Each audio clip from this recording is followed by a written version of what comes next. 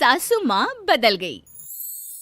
कहानी उस घर की है जहाँ बहू और बेटी को एक माना जाता था, लेकिन फिर अरे शिखा बेटा, तू रसोई में क्यों घुसी रहती है?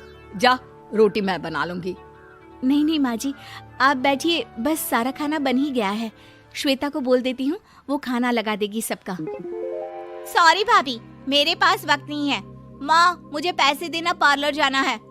हाँ हाँ चली जाना, भाभी को भी ले जाना। वो भी जाने को बोल रही थी पार्लर, पर पहले ना मदद कर दे उसके खाना लगाने में। देख माँ, वो बहू है, उसे बहू रहने देना, इतना सर पर मत चढ़ा भाभी को। श्वेता, ज्यादा मत बोला कर। बहू और बेटी में कोई फर्क नहीं होता है। जा जाकर काम कर। ननद को माँ का भाभी से इस तरह प्यार करना बिल्कुल अच्छा नहीं लगता। वो बार बार किसी न किसी तरह माँ को भाभी के खिलाफ भड़काती रहती, लेकिन कोई फायदा ना होता। एक रोज, अरे बेटे किशन, जा बहू को कहीं घुमा कर ला, सारा दिन घर में काम करती रहती है। हाँ हाँ माँ, हम लोग जा रहे हैं ना गोवा। अच्छा जी, भाभी ने तो हमें बताया भी नहीं। वैसे तो सारी पंचायत करती है, ये गोवा वाली बात क्यों छुपा गई हमसे? अरे क्योंकि उसे खुद नहीं पता था बहन। मुझे टिकट सस्ती मिल रही थी तो मैंने बुक कर दिया। हाँ शिखा, पैकिंग कर ले, संडे हम जा रहे हैं गोवा। दोपहर में शिखा पैकिंग कर रही थी कि सास आ जाती है। ये क्या बहू, साड़ियाँ? अरे गोवा जा रही है घूमने या फिर शादी में मायके हैं? माँ जी, ऐसा कुछ है ही नहीं, समझ में नहीं आ रहा क्या रखूं कपड़े में। अरे तेरी और श्वेता की साइज तो एक ही है, उसके कुछ मॉडर्न कपड़े ले ले, आकर लौटा देना। हाँ माँ जी, ये ठीक रहेगा। शिखा श्वेता के पास जाती है और उससे कपड़े मांगती है। ना जी ना, मैं अपने कपड़े ना दूं, वैसे भी फैल जाएंगे मेरे कपड़े, बहुत महंगे वाले हैं। शिखा मुंह लटकाकर कमरे में आ जाती है तो सास कहती है, चल तैयार हो जा, तुझे मैं शॉपिंग करा कर लाती हूँ गोवा की। बस फिर क्या था, सास बहू निकल जाते हैं मार्केट और एक से बढ़कर एक ड्रेस खरीद कर घर आते हैं। पहले बता देती कि नए कपड़े दिलाने वाली है भाभी को, तो मैं अपने ही दे देती ना भाभी को, मुझे दिला देती नए कपड़े। देख श्वेता, परिवार का मतलब सबके साथ रहना होता है, ना कि सिर्फ अपना सोचना। वैसे भी तुझे अच्छे संस्कार सीखने चाहिए। और रही बात कपड़ों की, तो शिखा, आज से घर पर भी तू मॉडर्न कपड़े ही पहनेगी। कोई जरूरत नहीं है ये साड़ी वाड़ी लपेटने की। अब क्या था, घर पर श्वेता और शिखा एक जैसे रहते। एक बार पड़ोसन आती है। अरे बेटा, अपनी माँ को तो बुलाना जरा, बात करनी है। शिखा सास को बताती है और रसोई में चली जाती है। ये आपकी बेटी बहुत बड़ी हो गई है, इसके लिए एक रिश्ता है, कहो तो बता दूं। ये बेटी नहीं बहू है, घर में सब एक जैसा ही रहता है। वैसे मेरी बेटी भी बड़ी हो गई है, कोई रिश्ता हो तो जरूर बताना। पड़ोसन रिश्ता लेकर उन लोगों के घर आती है। तब श्वेता की होने वाली सास कहती है, तो ये घर है, कितने मंजिल का है? और ये बहू ने आपकी क्या पहन रखा है, जीन्स टॉप? अरे भाई, साड़ी वाड़ी नहीं है क्या इसके पास? देखिए, सर्दी है तो साड़ी में बहू कैसे मैनेज करती, वैसे पहनती है साड़ी भी। देखिए, हम लोग ठहरे पैसे वाले लोग, कोई कमी नहीं है हम लोगों के पास पैसों की, बहुत पैसे हैं, जमीन, नौकर चाकर, कार, सब कुछ है, लेकिन घर में संस्कारी बहू चाहिए। समझ रही हैं ना आप? सास कुछ कहती कि श्वेता बोल पड़ती है, हाय रे, नौकर चाकर से लेकर जमीन, कार, पैसा, हाँ, मुझे रिश्ता मंजूर है मुझे। अरे रुक जा श्वेता, मैं बात कर रही हूँ ना। देखिए, हम लोगों के घर इतनी आजादी नहीं मिलेगी। अरे हाँ कर देना माँ, हाँ कर दे जल्दी से। सास क्या करती, बेटी की शादी ऐसे घर में कर देती है जहाँ ना उनके विचार मिलते हैं और ना ही आचार।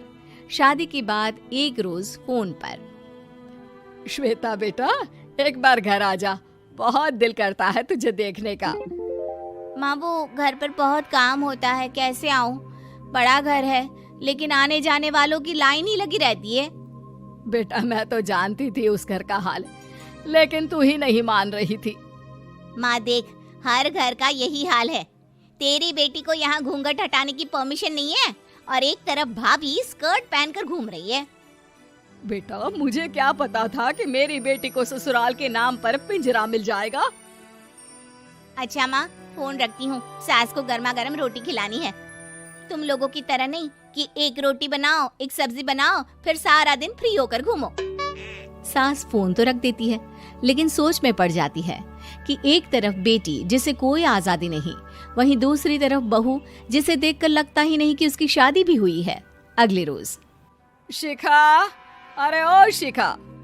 हाँ माँ, क्या हुआ? कुछ चाहिए आपको? मैं जिम जा रही थी।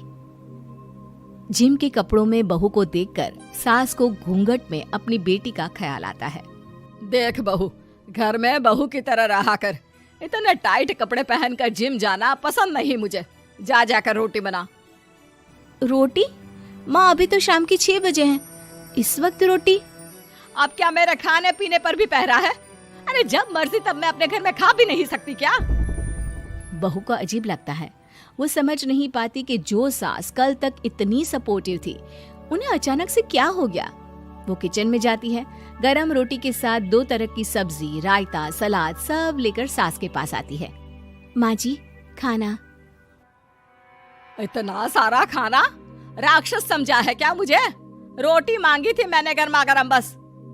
पर माँ जी, रोटी खाती किससे आप? सब्जी तो बनानी थी ना। अरे भूख मर गई मेरी तेरी बहस से। जा जाकर काम कर, अंदर पूरी रसोई साफ कर। बहू अंदर चली जाती है। थोड़ी देर में श्वेता घर आती है। अरे शिखा जल्दी से चाय ला, पकवान बना, मेरी बेटी आई है। अरे नहीं नहीं माँ, ड्राइवर बाहर खड़ा है। मैं तो घर का कोई सामान खरीदने के बहाने यहाँ आ गई हूँ, मुझे जाना होगा।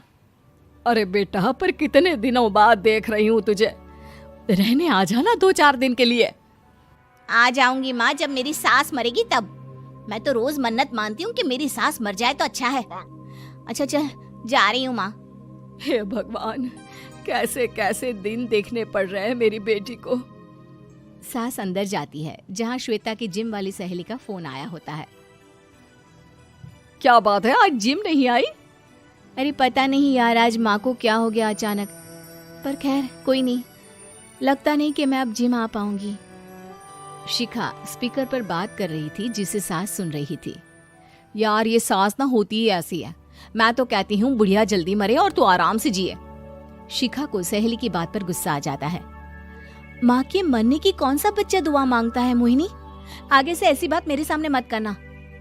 हमारे घर की शोभा ही माँ है। क्या हुआ जो थोड़ी सख्ती दिखा रही है? उसमें भी कोई ना कोई उनकी भलाई ही होगी।